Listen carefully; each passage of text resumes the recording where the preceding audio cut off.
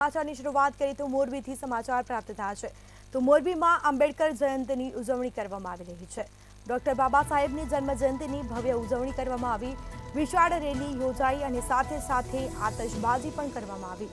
મોટી સંખ્યામાં અનુસૂચિત સમાજના લોકો પણ જોડાયા। સમાચાર સામે આવી રહ્યા છે। મોરબીમાં આંબેડકર જન્મજયંતિની ઉજવણી કરવામાં આવી છે, ભવ્ય રીતે ઉજવણી કરવામાં આવી।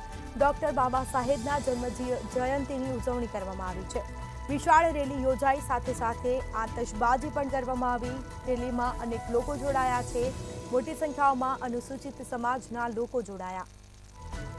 આપણા બંધારણના ઘડવૈયા ડોક્ટર બાબા સાહેબ આંબેડકરની આજે જન્મજયંતિ છે। 133મી બાબા સાહેબ આંબેડકરની આ જન્મજયંતિ નિમિત્તે મોરબીમાં આંબેડકર જયંતિની ઉજવણી કરવામાં આવી।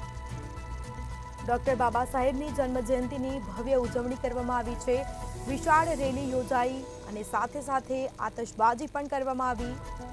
તો મોટી સંખ્યામાં લોકો રેલીમાં જોડાયા। મોટી સંખ્યામાં અનુસૂચિત સમાજના લોકો પણ રેલીમાં જોડાયા।